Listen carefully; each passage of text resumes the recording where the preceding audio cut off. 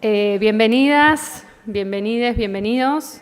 Estamos para dar inicio al panel titulado Deuda, el presente de la colonialidad y la temporalidad del capitalismo neoliberal, que tengo acá el gusto de moderar y de presentar a quienes van a exponer.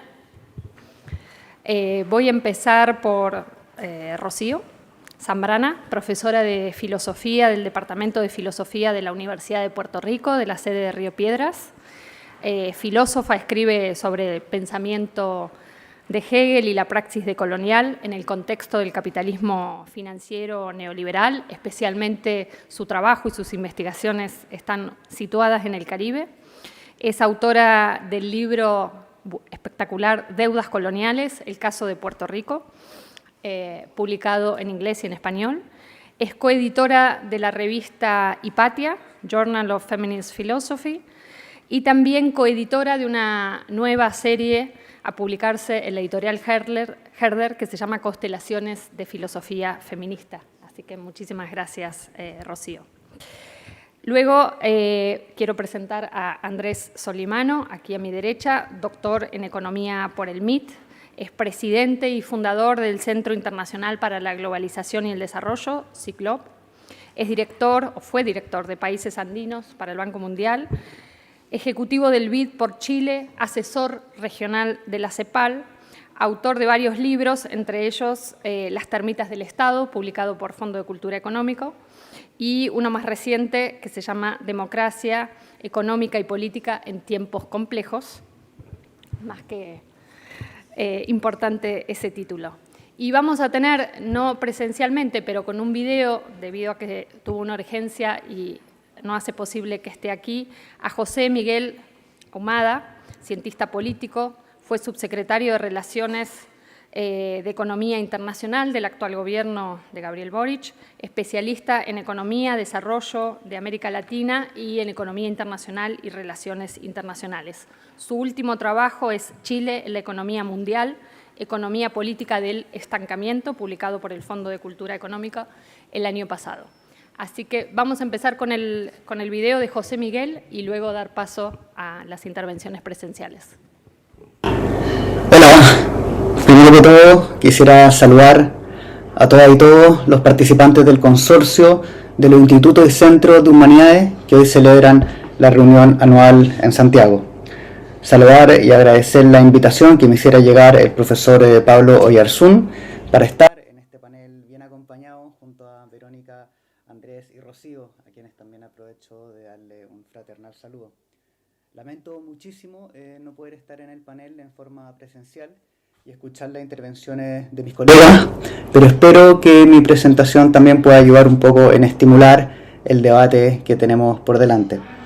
Este panel trata sobre el asunto del capitalismo colonial y su relación con mecanismos de deuda y de dependencia en el presente actual.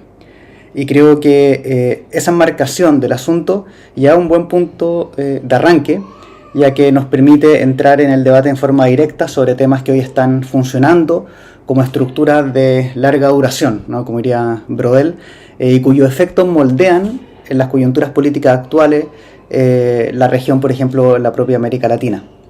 Quisiera partir mi presentación argumentando lo que creo es una característica importante del neoliberalismo, para luego señalar un poco a grandes rasgos cómo se aplica a las formas de dependencia contemporánea y cómo éstas delimitan o configuran las coyunturas que estamos viviendo en la región. Respecto al primer punto, el neoliberalismo, y yo creo que no es novedad para nadie, es un concepto que tiene muchas definiciones que ha llevado a veces a nublar más que a aclarar el debate sobre el capitalismo actual. Pero sin embargo, yo creo que lo que sí sabemos es que el neoliberalismo ha sido un proceso global de desatar la acumulación de capital, de las diversas restricciones, regulaciones y contrapoderes en los cuales el periodo de la posguerra la había intentado arraigar, tanto a nivel nacional, con el estado de bienestar en el mundo desarrollado, como por ejemplo con los estados desarrollistas en las periferias, y también a partir del orden multilateral con lo que fue la agenda de Bretton Woods, ¿no? El sistema de Bretton Woods. El capitalismo, como ha señalado una creciente literatura de economía heterodoxa, es, entre otras cosas, un proceso de creación de activos generadores de renta. ¿Ya? ¿Qué significa esto? Un activo es una estructura pecuniaria creada institucionalmente, del cual sería un derecho de renta presente y futura para el propietario de dicho activo. Esta renta, visto de esta forma, corresponde al ingreso para el propietario para facilitar el uso producto de un activo escaso y estratégico para el funcionamiento de un orden económico. Noten que este ingreso no es una función del trabajo productivo cristalizado en ese activo, sino del grado de escasez, de cuánto depende de un orden económico del uso de este activo escaso y del orden institucional que determina la forma de propiedad y la distribución de la renta del bien. Por ponerlo en un ejemplo, el litio, ya que se está discutiendo bastante en la actualidad, es un recurso que inherentemente es escaso, pero que también es estratégico para las nuevas tecnologías digitales y de electromovilidad. Pero esto en cuanto tal todavía no lo convierte en un activo económico. El activo implica, adicionalmente, que el litio tiene que ser un recurso capaz de generar ingresos monetizados presentes y futura en forma relativamente sostenida. En otras palabras, el activo es una institucionalización particular de un recurso. El litio es un recurso que solo se convierte en activo si cumple con sus elementos económicos básicos, si es escaso y que sea económicamente estratégico, pero también si está arraigado en un complejo de reglas que hacen posible que un actor se apropie de él, si constituye la propiedad de alguien. Pero tampoco la cuestión se queda ahí únicamente.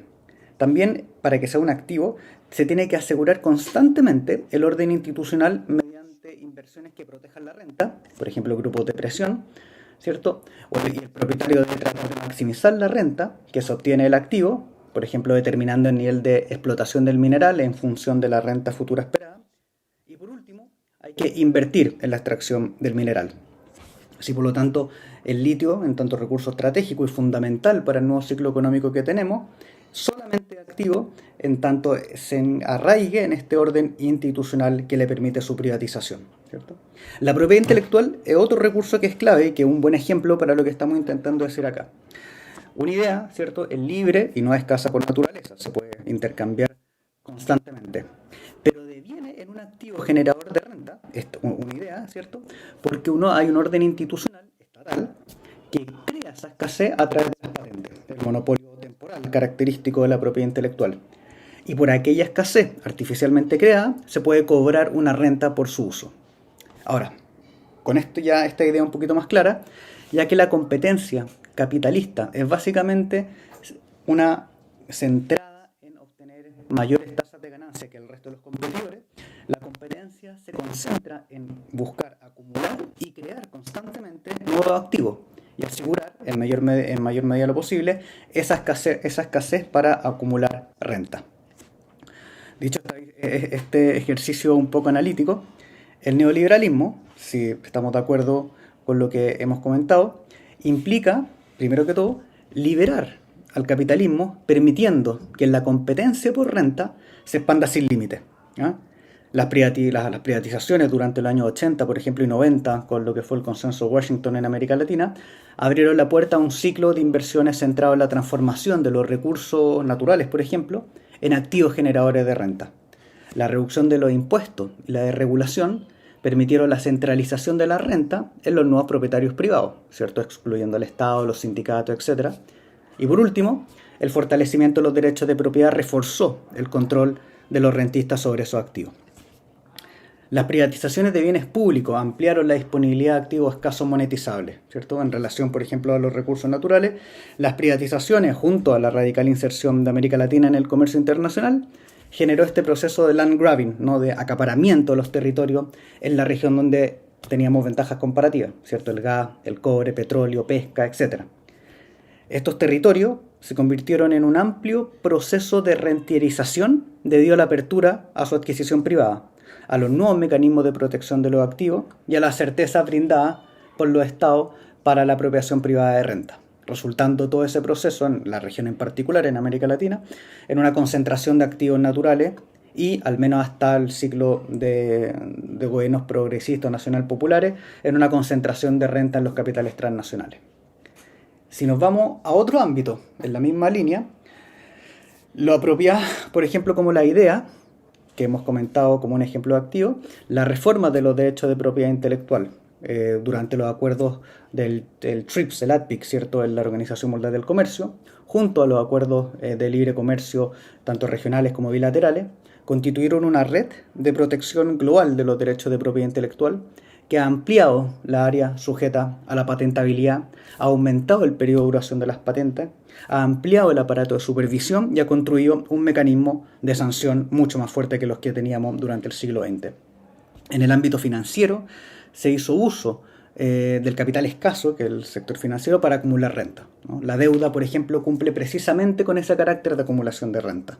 Un recurso escaso, el capital, se transforma en una fuente de rentas para los capitales en las regiones centrales al momento de capitalizarla en sus préstamos a las regiones periféricas, brindando no solo ganancias, sino también control político durante todo, por ejemplo, el ciclo de reformas estructurales de los años 80, en los cuales los organismos financieros internacionales, como el Fondo Monetario, condicionaron crédito a cambio de reformas estructurales que no hubieran sido posibles de realizar si hubiera habido un proceso político democrático, en principio. Bueno, todo ese proceso masivo de acumulación de renta financiera, de recursos naturales y de ideas productivas tiene, hoy por hoy, un armazón institucional internacional que los protege y a su vez también los constituye.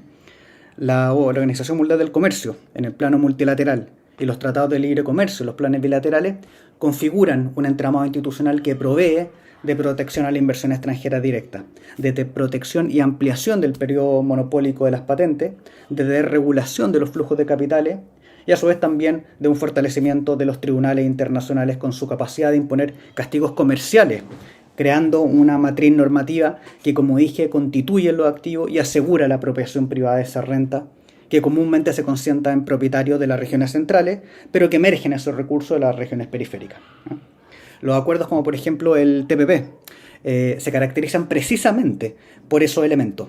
Son menos acuerdos comerciales y mucho más acuerdos que constituyen, que protegen y resguardan la acumulación de renta para los capitales transnacionales. Y desde una mirada progresista creo que así es como hay que mirar este tipo de acuerdos como el TPP.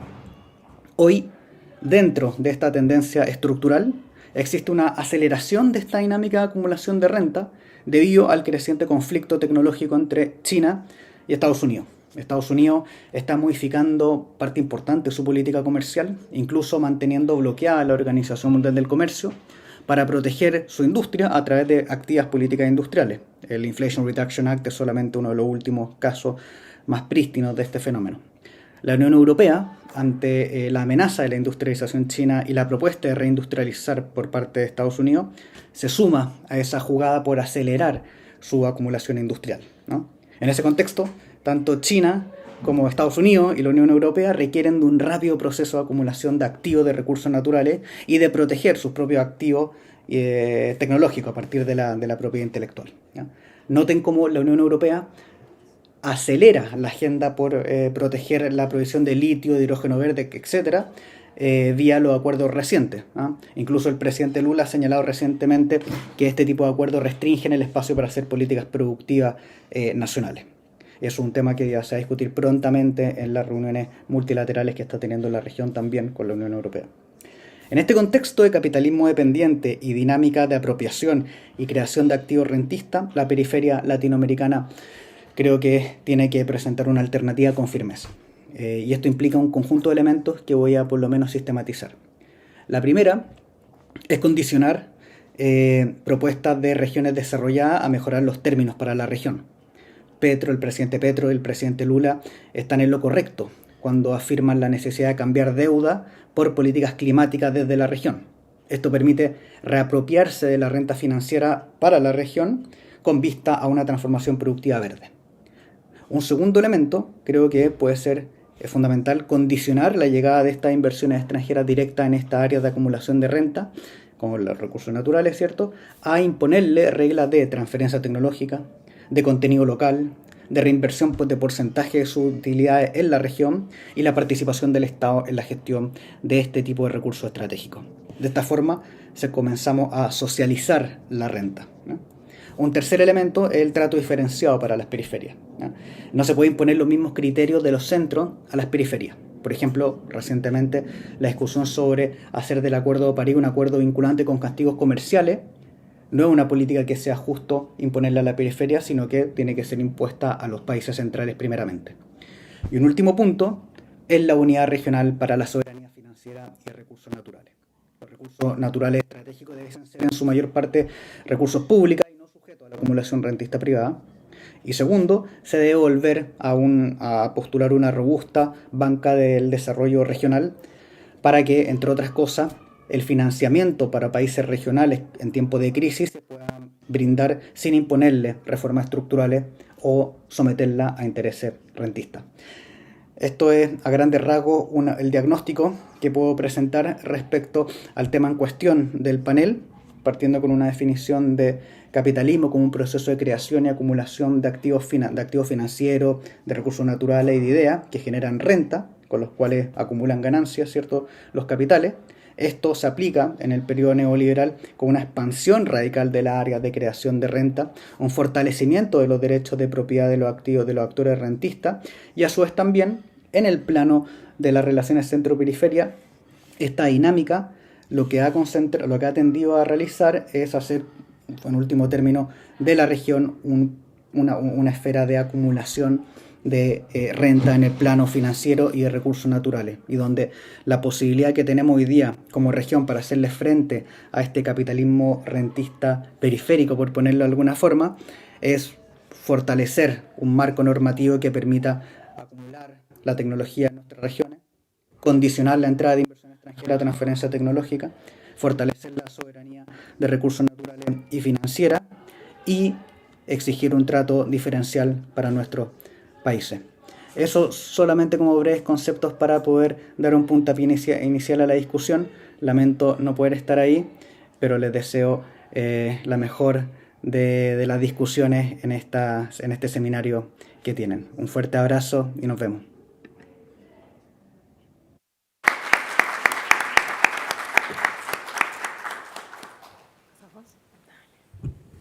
Bueno, muchas gracias por la invitación y por su presencia. Encantada de estar acá. Bueno, a través de una consideración de la actual crisis, pero entre comillas, porque la deuda está funcionando muy bien, muchas gracias, en Puerto Rico, la actual crisis financiera de mi país, Puerto Rico, he argumentado que la deuda funge como una forma de colonialidad. La deuda no solo actualiza el estatus colonial de Puerto Rico, sino que las modalidades de despojo que hace operar envigorizan un orden racial en el archipiélago. Empecemos recordando la distinción entre colonialismo y colonialidad de Aníbal Quijano. Mientras el colonialismo se refiere estrictamente, como dice, a una estructura de dominación y explotación donde el control de la autoridad política, de los recursos de producción y del trabajo de una población determinada lo detenta otra de diferente identidad y cuyas sedes están en otro territorio, la colonialidad implica, él dice, relaciones racistas de poder. Mientras que el colonialismo es más antiguo, la colonialidad ha probado ser, él dice, ¿verdad?, en los últimos 500 años, más profunda y duradera, instalándose, enraizada y prolongadamente en la intersubjetividad del mundo. O sea, el orden racial que nació de la experiencia histórica de conquista y borradura indígena, cautiverio y esclavitud africana que parió, es decir, sirvió de vientre matriz, no solo lo que se conoce hoy como las Américas, sino la modernidad capitalista, se perpetuó inicialmente en procesos de independencia o descolonización. La condición colonial, sin duda, continúa a través de modos de control económico metropolitano, a través de la deuda, el extractivismo, los proyectos de desarrollo. Sin embargo, el hecho de que las élites locales blancas o blanco-mestizas consolidan su poder negociando con la metrópolis por un lado y despojan poblaciones racializadas por el otro, dentro, a través de proyectos anticoloniales, reproduce este orden racial en un contexto supuestamente postcolonial. Esta es la principal preocupación que impulsa la distinción colonialismo y colonialidad en Quijano y atestigua la captura de la imaginación y el deseo incluso de proyectos políticos que fundamentalmente cuestionan el orden capitalista colonial. Quijano entiende el poder como la disputa y el control sobre el trabajo y quiero añadir, ¿verdad?, flujos comerciales y financieros, la naturaleza, entre comillas, y los recursos para la reproducción de la vida y la producción, el orden sexogenérico, la subjetividad y sus productos, ¿verdad? Y también la autoridad y sus instrumentos para reproducir el orden. La colonialidad es la organización distintiva de estas áreas de existencia en términos del sistema de clasificación racial que nace de la experiencia histórica de conquista y esclavitud racial.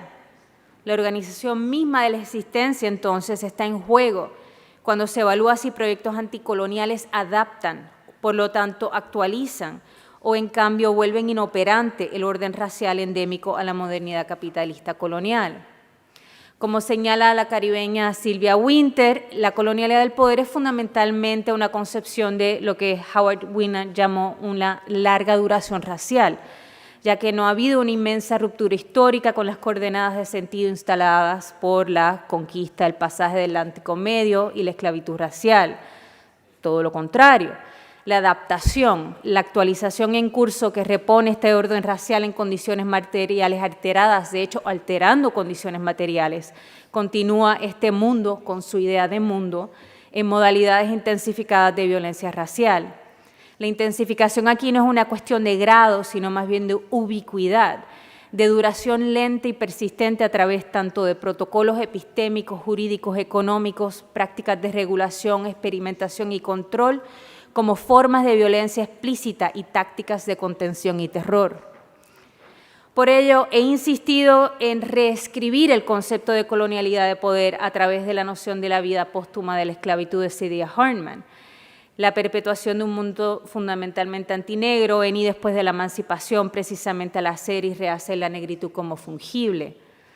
Especifica la persistencia de la esclavitud en el presente, ella, en el hecho de que, como escribe, las vidas de las personas negras aún están en peligro y devaluadas por un cálculo racial y aritmética política que se atrincheraron hace siglos.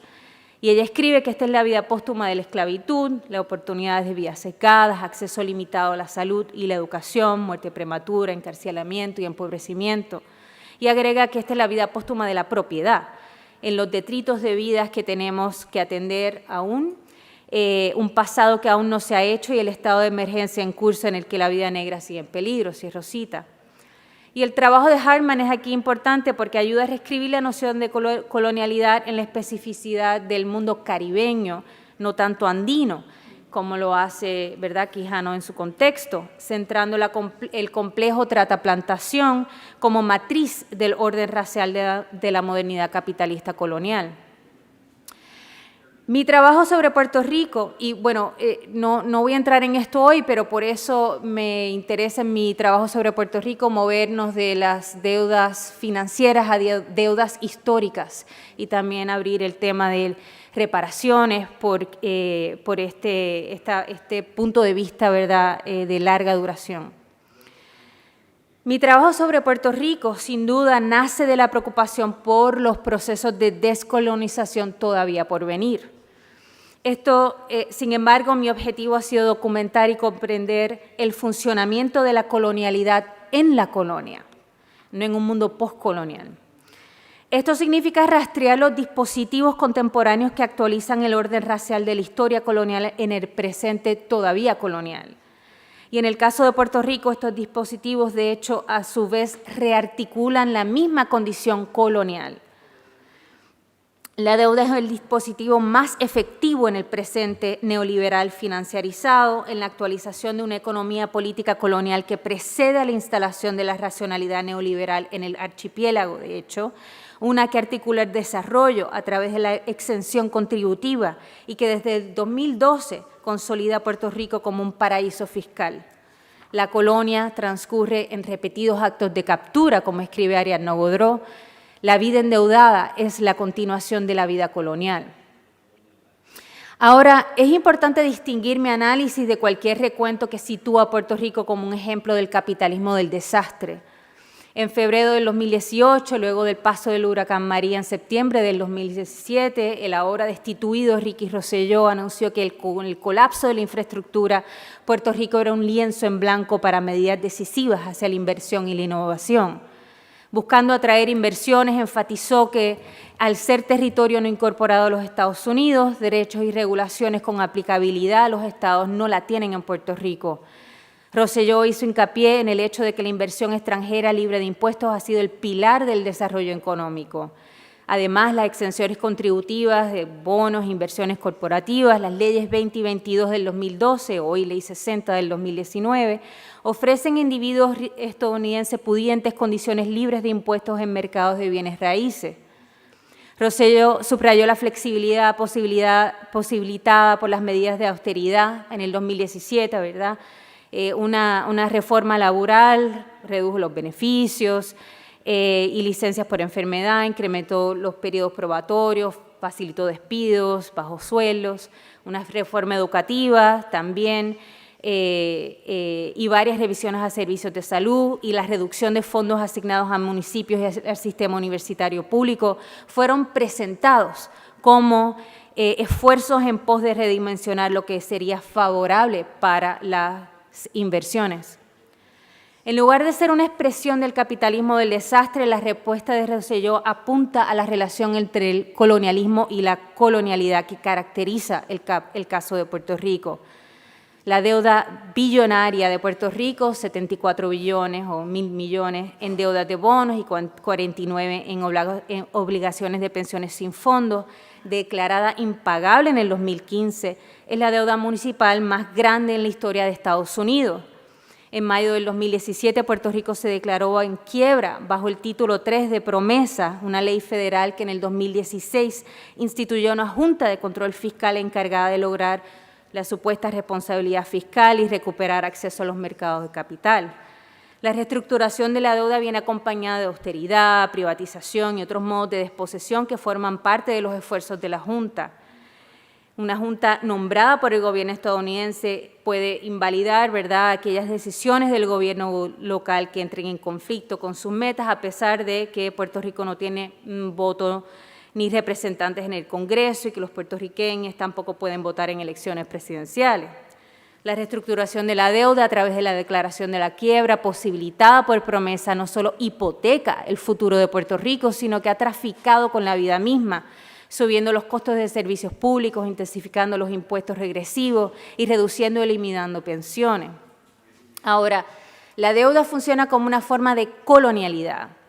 En las Américas, ¿verdad?, me quiero situar la llamada deuda de la independencia de Francia y sus aliados, quien se impuso a Haití en el 1825 como respuesta a la exitosa rebelión de personas esclavizadas, que fundó la primera república negra en el hemisferio en el 1804, el primer caso del uso de la deuda como aparato que da continuidad a la condición colonial.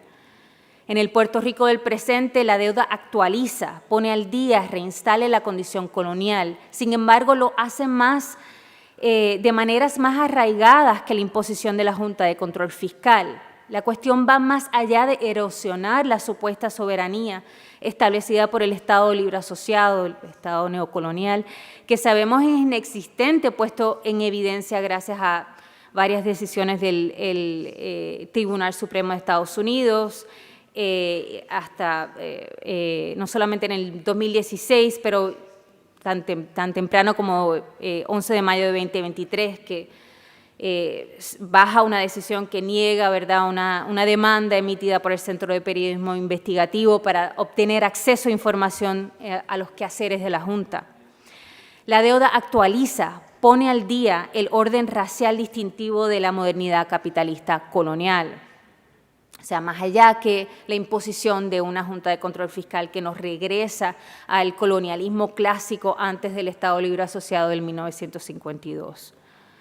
Aunque enfatizo la economía política colonial que imagina el desarrollo a través de la exención contributiva y su lógica de despojo en mi libro, el libro centra la relación entre deuda y austeridad al pensar la colonialidad en la colonia, la reinstalación del orden racial, específicamente antinegro, de varias historias coloniales a través de una lógica de precarización. El despojo aquí nos quita el cuerpo aunque lo llevemos puesto, como escribe Ariadna Godreau. Mi libro expone los vínculos entre la violencia financiera y la violencia racial y de género, para precisar cómo la austeridad en el contexto de las economías de la deuda neoliberales representa una forma de invertir el orden distributivo. La reestructuración de la deuda profundiza el imperativo neoliberal de privatizar y subcontratar servicios esenciales, perseguir agresivamente la austeridad y afirmar la culpabilidad de poblaciones empobrecidas a través de estereotipos raciales. Lo que Godreau llama una cartografía de la deuda ubica los efectos necropolíticos de la austeridad, específicamente con relación a la feminización racializada de la pobreza, una pobreza, claro, inducida por el orden capitalista colonial, cuya violencia se expresa tanto en estereotipos raciales que anclan la culpa del declive económico como el vínculo entre la violencia financiera y la violencia de género, llegando hasta el feminicidio y el transfeminicidio. Pero hoy es necesario precisar, más allá de la relación entre la deuda y la austeridad, la lógica del despojo en curso a través de la consolidación del paraíso fiscal, la economía del visitante y la especulación con la tierra, las costas, el campo, la ciudad, el hogar.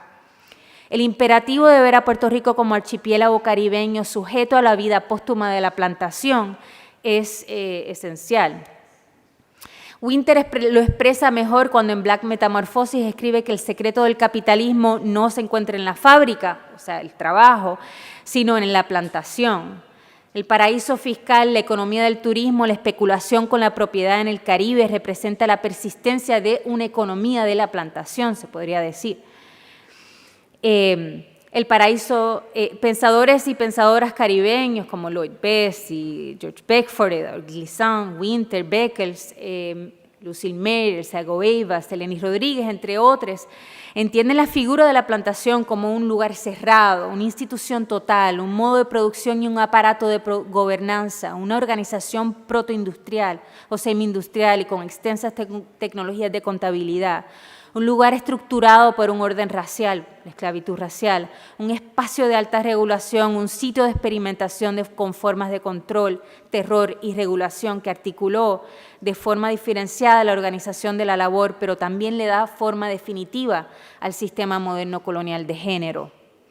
La plantación además requería financiación, flujo de créditos, tenencia de deudas, y proporcionaba flujos marítimos de actividad legal, semilegal e ilegal vinculada a la trata, perpetuando la experiencia del pasaje medio, incluso en los flujos circuncaribeños, más allá de los intereses de la metrópolis, per se vinculados a la articulación del capitalismo, como lo documenta recientemente Jennifer Wolf. La plantación requería entonces aparatos de especulación, jurídicos, financieros, comerciales, como su condición de posibilidad, generando una relación de retroalimentación entre aparatos financieros, la organización de la labor y un orden racial. En fin, la plantación es un espacio de extracción sin retorno, que implica depredación, control, sujeción, pero que también implicó formas de especulación epistémicas, legales, financieras que posibilitan la extracción, sujeción, depredación a través de una fantasía o de hecho un fantasma, como lo pone Edward Glissant. Una organización del sentido, tanto como una organización de la materialidad misma diseñada para la mera captura de valor. Las leyes 20 y 22 del 2012, hoy la ley 60 del 2019, son consistentes con la economía política de la colonia desde principios del siglo XX. Como señala José Fusté, en el 1906, un informe del Congreso argumentó a favor del desarrollo de la infraestructura en Puerto Rico y otros territorios por medio de la triple exención de impuestos sobre los bonos. Desde el 1917 en Puerto Rico, la ley Jones, que instituyó la triple exención, la economía de Puerto Rico se ha basado en una estrategia de inversión extranjera a través de la exención contributiva. Hoy se estima que se fugan 23.000 millones de dólares, en exenciones contributivas al año, aunque se continúa documentando el fracaso de este modelo para erradicar el desempleo. Particularmente, y bueno, aquí hay una relación con el éxodo, bueno, con la expulsión a la metrópolis que ajusta la cuestión del desempleo. Particularmente en el contexto de las leyes 20 y 22, sabemos que no se ha generado desarrollo económico alguno Sabemos que no solo, lo que sí sabemos es que no solo se ha consolidado una casta de intermediarios, como lo llama Joel Cintrón Arbacetti, una élite criolla, bufetes de abogados, firmas de contabilidad, compañías de gestoría dedicadas a las exenciones contributivas, además de corredores de bienes raíces, sino que ha posibilitado la especulación con la vivienda y la propiedad en general, incrementando el despojo, representando una nueva ronda de invasión colonial. Como escribe Naira Santori Jorge, la invasión no es un evento, es una estructura. Dicha especulación incluye incluso tácticas como buy and hold, como recientemente documenta Bianca Graulao, en las cuales se compran propiedades abandonadas apostándole a su valorización sin intervenirla, por ende ni generando la llamada gentrificación. Este fenómeno se cruza con el incremento de alquileres a corto plazo que sustenta el turismo, pero que ha acaparado la vivienda y erosionado comunidades. Nómadas digitales estadounidenses además han subido los costos de alquiler, añadiendo al desplazamiento. Hoy, por ende, no es solo el cierre de escuelas, por ejemplo, 438 del 2017 al 2018, o el alza en los costos de servicios esenciales con la privatización de la compañía generadora de electricidad, por ejemplo, esenciales los ejes del desmantelamiento de comunidades y del desplazamiento en sí. Es el desplazamiento a través de la especulación y la falta de una política pública que mínimamente asegura acceso a la vivienda para los puertorriqueños. Ejes de la colonialidad en la colonia. Claro, son comunidades ya vulneradas por la historia en curso de violencia económica racial, que una vez más intentan sobrevivir el embate del desplazamiento, que intentan sobrevivir las nuevas rondas de invasión colonial. Aquí paro. Muchas gracias.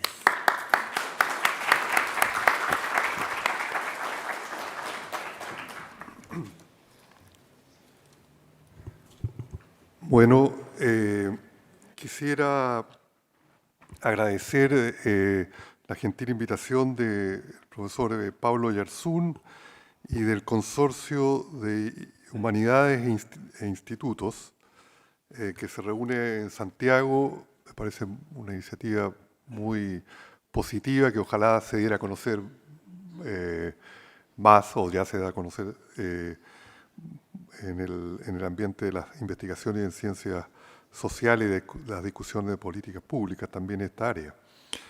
Bueno, este panel sobre deuda me parece muy atingente, dado los problemas de deuda externa y deuda interna que enfrentan muchos países de la región.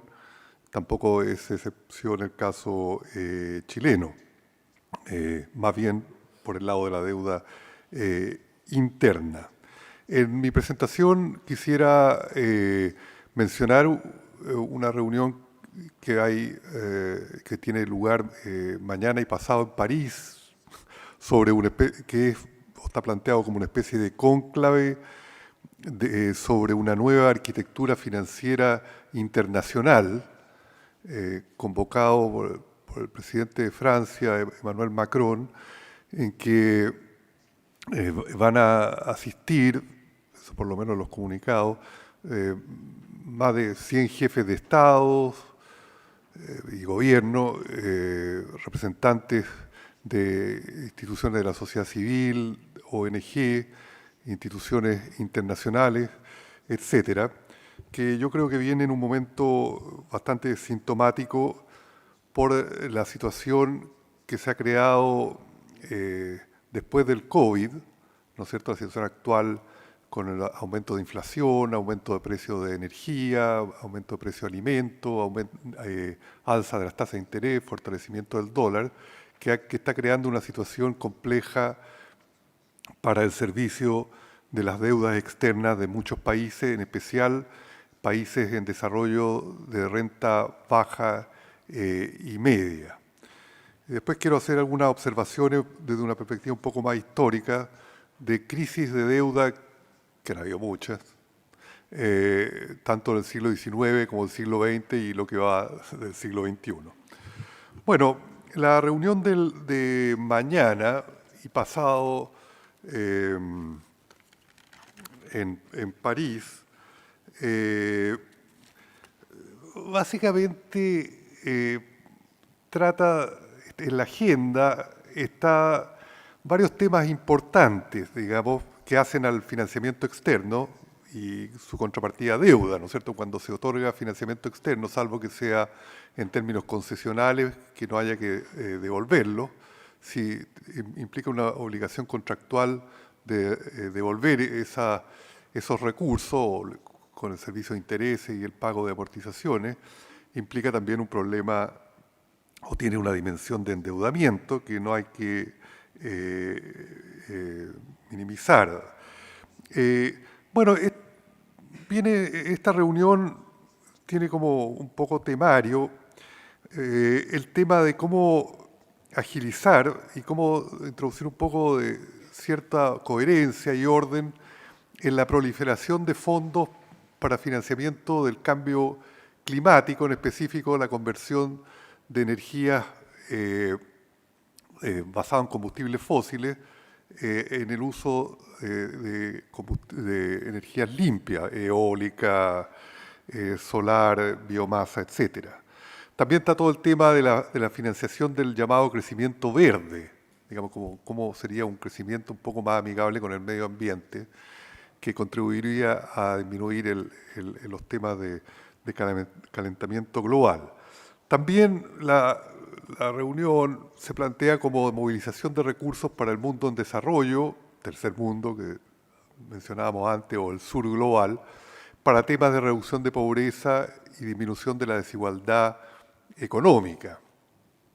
Y también busca hacer una especie de puesta al día por el lado financiero del avance o el no avance en el cumplimiento de las metas de desarrollo sostenible 2030 aprobado por la Asamblea General de Naciones Unidas el 2017, si no me equivoco, que vino después de las metas del milenio, del año 2000, y un poco que tienen una agenda en torno a los temas sociales, medioambientales y de crecimiento de infraestructura. Bueno, siempre hay un poco y el otro tema, antes que se me escape, es el tema del alto endeudamiento de países de renta baja, países con menos de $2.000 de ingreso per cápita, pero que también incluye países de renta media, como Egipto,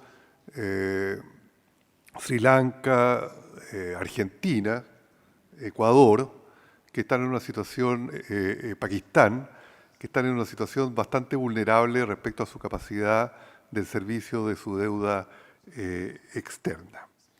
Bueno, siempre hay un grado de escepticismo sobre estas reuniones internacionales, estos cónclaves, pero yo creo que son indicativos de que vivimos en una situación compleja, complicada, difícil de salir en cuanto a los flujos de financiamiento internacional, y está la situación de cómo eventualmente evitar una nueva ronda de crisis de deuda externa en países del tercer mundo.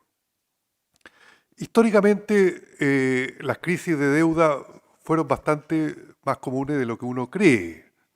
En el siglo XIX, América Latina experimentó por lo menos 2 ciclos grandes de deuda externa. El siglo XIX, ¿no es cierto?, fue después de las guerras de independencia, o sea, fueron como la deuda externa ayudó a la configuración, consolidación de las nuevas repúblicas en América Latina y el Caribe. Y una parte importante era cómo financiar la construcción de estados nacionales, también cómo financiar la creación de ejércitos y armadas nacionales, cómo financiar la creación de una administración pública y cómo atender necesidades de infraestructura y de reducción también de de la pobreza.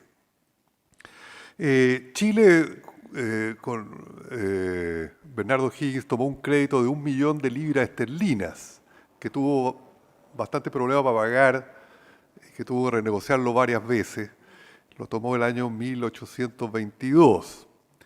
Después hubo con el crash bursátil del año 1825 en Londres, siguieron en América Latina casi 20 años de problemas de servicio de la deuda, distintos países, México, Brasil, Argentina, Chile, Perú, Ecuador, etc. Fue un periodo complicado. Después hubo otro ciclo de recurrentes crisis de deuda externa y problemas para servirla en los últimos 25 años del siglo XIX, que coincidió con con la crisis bursátil de 1873 en Viena. Lo interesante, y con los paralelos que se puede hacer a la situación actual, que muchas veces son crisis financieras en los países del centro del capitalismo mundial, oferentes de crédito internacional, como Inglaterra, parte del Imperio Austrohúngaro de esa época, y otros, Alemania, etc., que hacían difícil que los países de la periferia, en particular los países de América Latina, pero no solo de la periferia, también en Asia y otras partes del mundo, pudieran servir la deuda. También la historia es bastante larga, incluso afectó a estados de Estados Unidos que se estaban terminando su periodo colonial, esto en realidad en el siglo XVIII, que se declararon en moratorias en distintos momentos respecto a deuda que tenían con Inglaterra. En el siglo XX, de nuevo, hay muchos casos, pero destaca a principios del siglo la repudiación, la cesación de pagos que vino después de la Revolución Mexicana de 1910, ¿no es cierto? Y también la repudiación, la cesación de la deuda externa después de la Revolución Rusa, que tuvo lugar a principios de 1919, que el nuevo gobierno ruso, después de la revolución, declaró no admisible las deudas que había tomado los gobiernos imperiales de los zares. Después vino las crisis de deuda de la década de los 30, ¿no es cierto?, asociado a la Gran Depresión, que de nuevo golpeó muy fuerte a América Latina, ¿no es cierto?, a Argentina, a Brasil, a México, a Chile, etc.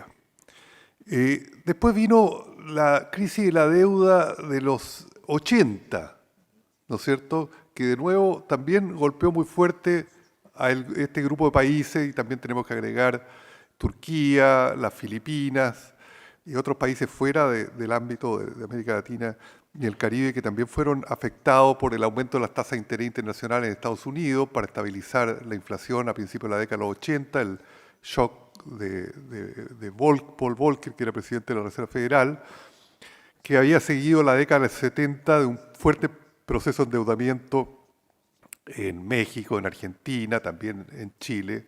De nuevo, shocks que ocurren en las economías del norte global tienen un impacto sobre la economía de la periferia del sur global o del tercer mundo. Bueno, después en la década de los 90 también hubo crisis de deuda o problemas para el servicio de la deuda externa, por ejemplo en Argentina, en el 95, con la época del plan de convertibilidad del presidente Menem, implementado en parte por el ministro de Hacienda Domingo Cavallo, que no terminó con la convertibilidad, pero fue un estrés bastante fuerte. Pero la crisis más dura que afectó a Argentina fue el 2001-2002, que sí tuvieron que abandonar la convertibilidad, que renuncia al presidente de la República de la Rúa, y se entra en un proceso complicado de reajuste después de ese shock de deuda, ¿no es cierto? Bueno, hay muchas más crisis de deuda y crisis financiera internacional que se pudiera mencionar. Está el caso de países que crónicamente han tenido problemas de deuda como Grecia, ¿no es cierto? El último fue la política de austeridad después del 2008-2009. Ahora se habla de que Grecia estaría relativamente recuperada, vamos a ver si es cierto. Países que también crónicamente están sujetos a la deuda, problemas de deuda externa como Argentina, ¿no es cierto? En América Latina como Ecuador, México, también una historia muy proclive a tener problemas de financiamiento externo, no tan serios en las últimas 2 décadas, pero sí una historia turbulenta en esa área. Bueno, en la actualidad lo que se puede decir es que la situación de deuda externa, de nuevo, se ha puesto complicada después de la crisis financiera global del 2008-2009, que fue seguida por una especie de crisis de la globalización neoliberal que se inicia en la década de los 70-80, pero que es la primera gran crisis de esa fase, de este proceso de globalización, con la crisis financiera de esos años, 2008-2009, que fue seguida de un proceso de estancamiento económico, o sea, menor tasa de crecimiento del Producto Interno Bruto en muchos países, una disminución del ritmo de expansión del comercio internacional y aspectos específicos, eventos específicos, pero que han complicado la globalización, como fue, por ejemplo, la decisión del Brexit, de salirse de la Unión Europea del Reino Unido, y las tensiones comerciales y de acceso a tecnología entre Estados Unidos y China. Si agregamos a esos factores, crisis financiera, estancamiento, tensiones China-Estados Unidos y Brexit, el shock que representó el COVID, la pandemia del COVID, que no fue un shock económico de origen, ¿no es cierto? Fue una crisis de salud, una pandemia, pero que tuvo consecuencias económicas, y ha tenido y sigue teniendo hasta ahora, muy serias, ¿no es cierto? Eso llevó de nuevo a una nueva ronda de aumento del endeudamiento externo, porque los países enfrentaron, tanto desarrollados como en desarrollo, sur global, norte global, enfrentaron una caída a los gobiernos brusca de su recaudación fiscal, porque se detuvo la producción, la gente no podía salir a trabajar, a producir y cayó en la capacidad de pagar impuestos, y al mismo tiempo hubo una presión enorme sobre el gasto para ayudar a las familias a salir adelante en esta coyuntura complicada del COVID. Después, entonces eso hizo que muchos países, los gobiernos tuvieran que acceder al financiamiento externo. Si a esto le agregamos nuevos shocks, como fue que la inflación ha aumentado después del COVID bastante, pero ahora está, yo creo que cediendo. Después con la guerra de Ucrania, pero ya venía antes, un aumento muy serio de los precios de alimentos y de la energía. Y después los aumentos de las tasas de interés internacional asociados a la acción de los bancos centrales para combatir la inflación. Y después el fortalecimiento del dólar, dado que vivimos en una época, en un régimen que la deuda externa de nuestro país está denominado en el dólar norteamericano. Hay otros dólares también, australianos, etc.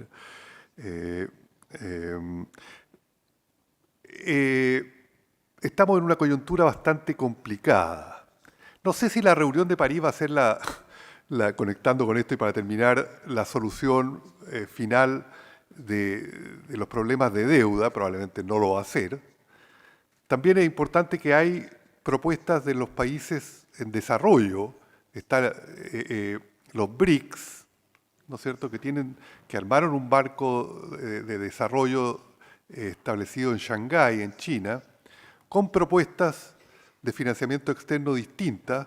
Hay una tendencia internacional o una tendencia de algunos países de ofrecer crédito no denominado en dólar norteamericano, como es China, que acepta que los países le paguen en yuan y acepta las monedas locales. Es decir, estamos en un movimiento de flujo, de cambio, en que hay una tendencia incipiente, pero existe, diría yo, a la desdolarización internacional, una tendencia inicial, en una coyuntura de alto endeudamiento externo, de inflación, de aumento de las tasas de interés, etc. Bueno, esa es la coyuntura, a mi juicio, del endeudamiento externo. No es un problema nuevo. Con la breve reseña histórica he tratado de ilustrar que este es un problema de los últimos 2 siglos y medio y probablemente va a seguir siendo un problema hacia adelante. Y también, pero esto no hay tiempo para discutirlo, de la deuda interna. La deuda estudiantil, por ejemplo, que en el pasado la gente se educaba en universidades públicas gratuitas y en muchos países ha pasado a privatizarse la educación y hay una contrapartida de la deuda de los estudiantes muy seria que abarca desde Chile hasta Estados Unidos y otros países. Y también otras modalidades de deuda interna como la deuda de consumo, etcétera, en una sociedad con desigualdad económica, salarios bajos y muchas ofertas de consumo a la gente. Pero bueno, voy a parar aquí. Muchas gracias por la atención. Bueno, muchísimas gracias. Tenemos 15 minutos para poder abrir una conversación, comentarios, preguntas a la y el panelista acá presentes, tener en cuenta el aporte de José Miguel. Así que abrimos el micrófono a ver quién quiere tomar la palabra.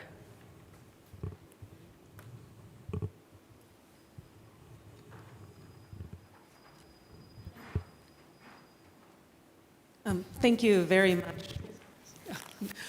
Those were extraordinary presentations and very interesting. I am Erica George. Soy Erica George, directora de Tender Merit Center de la Universidad de Utah. Y quiero invitarlos a comentar lo que sigue al capitalismo. Estoy pensando en esta transición hacia avanzar en una economía verde, reformular el capital y quizás cómo la deuda se va a generar de manera diferente los países del hemisferio norte al hemisferio sur y la pelea por recursos naturales. Estamos en Chile, hay muchas reservas de litio en la parte del norte de este país y hay una oportunidad entonces para tener soberanía sobre esos recursos. Yo sé que la persona del video habló respecto a estas situaciones.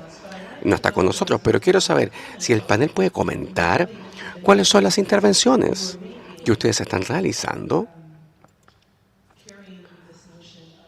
tomando en consideración esta noción de deuda y cómo se transfiere la tecnología y los beneficios y cómo se distribuye esta carga. Hay formas en que la intervención de su trabajo, pensando en el capitalismo, las razas, pensando en cómo las políticas globales y también pensando en dónde la economía y el tipo de trabajo puede contribuir y cuál va a ser lo necesario para generar esta transición para una economía que sea mucho más sustentable y sin carbono. ¿Hay alguna forma en que podamos entender de mejor manera las voces que vienen del sur global, Latinoamérica? ¿Hay intervenciones que ocurran al nivel de las políticas económicas que estén impactando el tipo de preocupaciones que ustedes están levantando? No sé si podrán responder toda la pregunta, pero estoy interesada en cómo podemos informar y entender cómo funciona el capitalismo, cómo avanza, o si se requiere una socialización del ingreso a los recursos, tal como dijo el primer orador. Muchas gracias.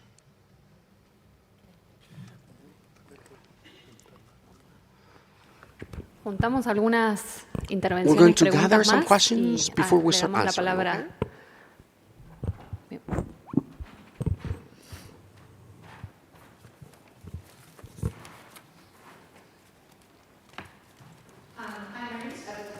Soy Evelyn, soy candidata a doctorado de la Universidad de Tasmania, hablando de historia, la industria de los cerdos. Me cautivó lo que se ha mencionado en sus presentaciones.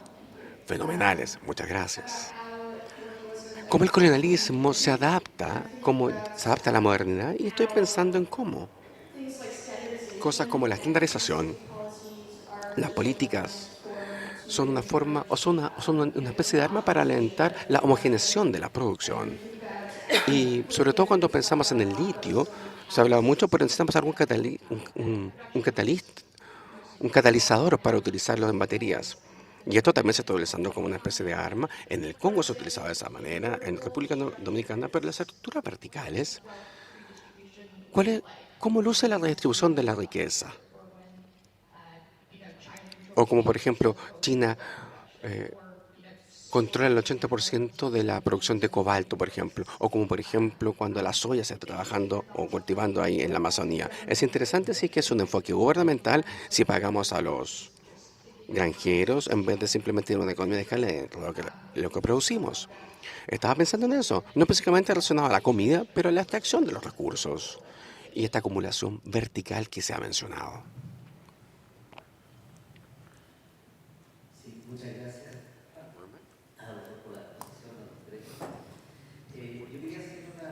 Una pregunta que tiene que ver más bien con la deuda interna, es decir, aquí se ha hablado fundamentalmente de la deuda pública en el horizonte del neoliberalismo globalizado, donde evidentemente estructura relaciones entre los países y produce algo así como una especie de extensión colonial por otros medios. Yo quisiera pasar de ahí hacia la deuda interna como un modo de subjetivación individual. ¿Cómo funciona hoy día como una nueva manera de acceder a la ciudadanía? En muchos países y de manera transversal, no solamente para los estudiantes, porque cada vez más las deudas de consumo se transforman en deudas de subsistencia. O sea, ahí, sobre todo tras la pandemia, eso sufrió una aceleración radical. Y ello tiene, entre otras cosas, una relación fundamental a la temporalidad, a la manera de proyectarse hacia adelante como individuos, digamos, como ciudadanos, donde la idea de la protensión hacia una emancipación o hacia una plenitud pasa a ser una protensión hacia una relación con ciertos acreedores. Y en ese sentido me parecía importante, esta es una pregunta que va para los tres ahí en la mesa, porque evidentemente Verónica abordó algunos de estos aspectos ayer y algo conversamos. Rocío también lo aborda en su libro, que es esta especie de fenomenología del ciudadano endeudado y cómo se constituye una subjetividad de una manera que no nos tenía acostumbrados la manera de constituir sujeto político hasta hace apenas unas décadas antes de esta especie de capitalismo globalizado. Esa sería la pregunta. Muchas gracias.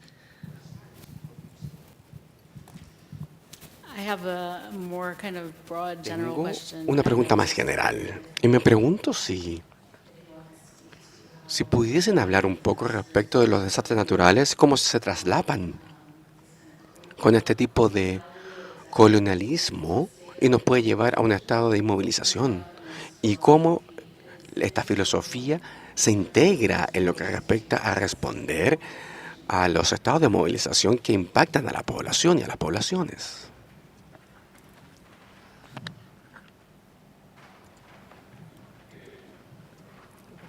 Podemos hacer la ronda de respuestas.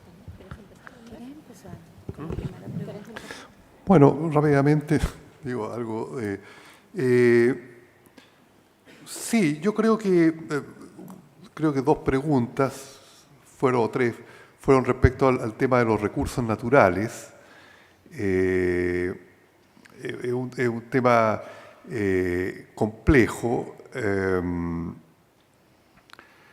Lo que ha habido, cambia entre los países, digamos, una tendencia a incorporar más a la inversión extranjera, a privatizar la explotación de recursos naturales, pero eso produce crisis y eso también está presente en el caso chileno en el litio, que en el caso Chile le entregó en los últimos gobiernos la explotación del litio a dos compañías privadas, una chilena y otra extranjera. Pero el gobierno actual tiene la intención de crear una empresa nacional del litio y introducir al Estado la explotación y reducir un poco el grado de privatización del sector. Es complicado, prueba a ser complicado, pero lo que yo creo que muestra los límites que hay para el modelo privatizador de recursos naturales no renovables como el litio. En otros países yo creo que hay experiencias similares. También sobre el concepto del ciudadano endeudado o de la identidad que decía Andrés, y también creo que otra pregunta, es cierto, yo creo que En el modelo económico actual, tipo neoliberal, varía de país en país, etcétera, los grados de intensidad del fenómeno, pero se da la confluencia de una distribución del ingreso muchas veces muy desigual, salarios bajos y privatización del acceso a los sectores, servicios sociales como la educación, la salud, que deben ser que empiezan a ser pagados cuando antes no eran pagados con provisión pública, y eso crea una brecha que lo cubre la deuda, ¿no es cierto?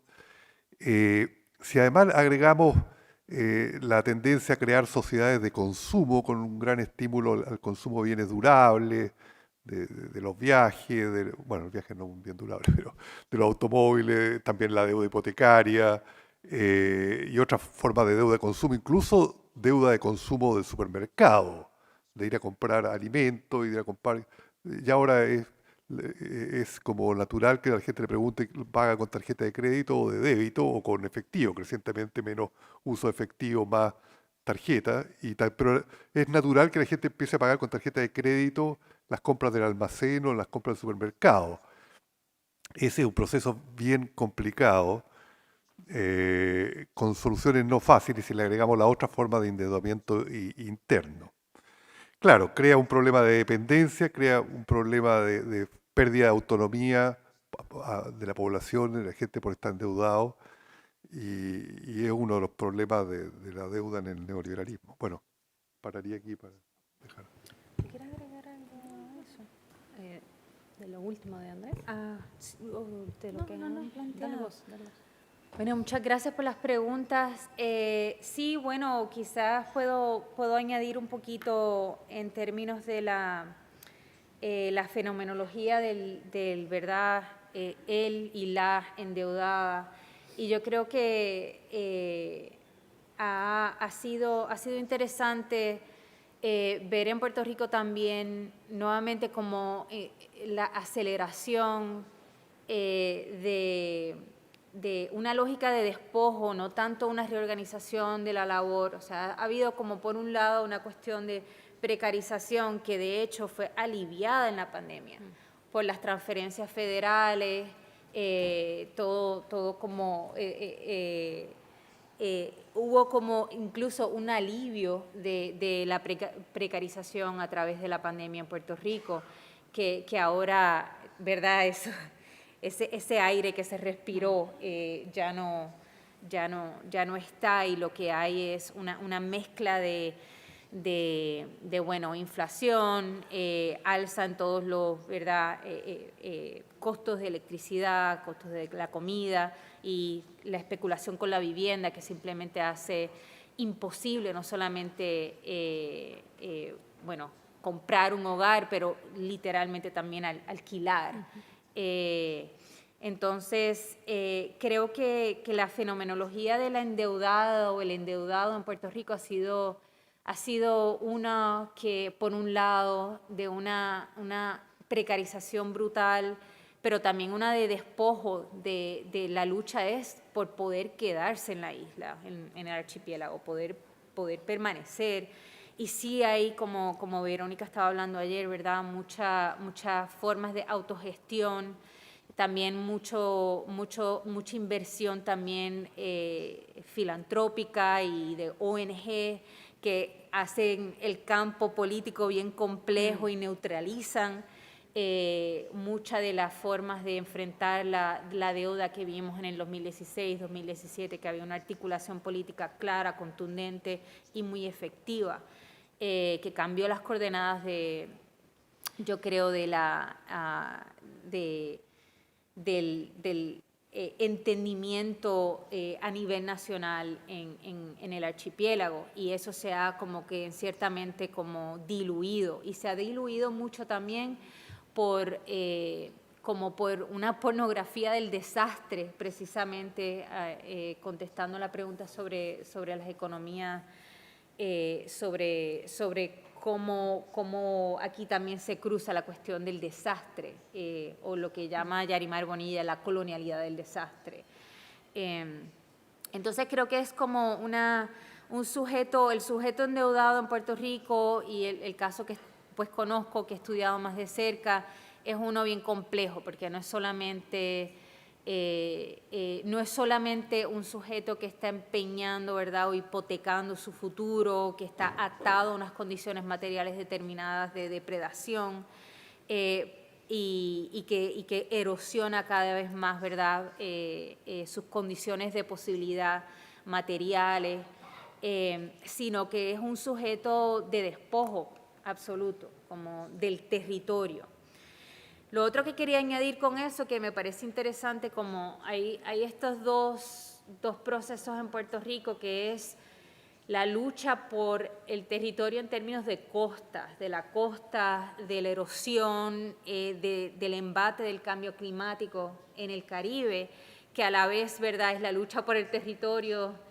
O sea, lo que va a quedar debajo del agua es lo que todas estas personas pudientes estadounidenses están comprando y desplazando comunidades. Entonces, hay ahí como una contradicción interesante de cómo se articula, ¿verdad?, un frente ecológico desde la economía política a tiempo inmediato y a tiempo, ¿verdad?, no tan lejano de navegar ¿verdad?, el embate del cambio climático en el Caribe, que no solamente los huracanes más frecuentes, más poderosos, sino literalmente también ¿verdad?, la pérdida del territorio, bueno, el mar cobrando lo que quizás es suyo. Entonces, no sé si querías añadir, porque hay mucho... Por ahí, para lo que comentaba Andrés y preguntaba, a nivel de constitución de subjetividad política, ¿no?, del endeudamiento pensado en términos individuales con esta conexión con los circuitos de deuda pública y de deuda global.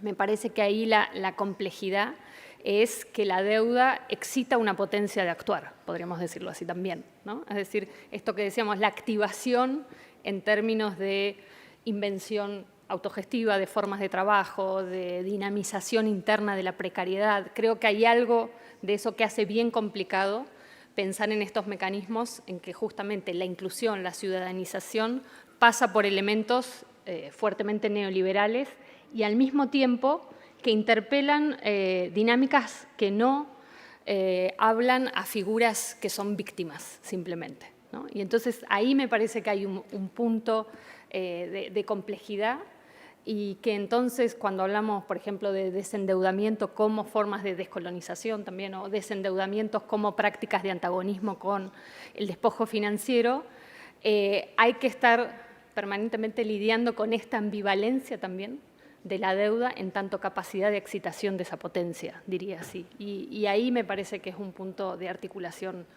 complejo y a la vez interesante, ¿no?, porque es lo que efectivamente estructura la dinámica de reproducción social.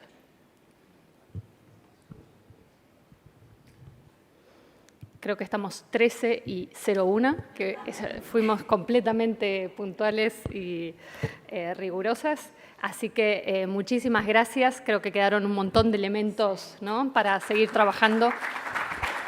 Gracias a los paneles.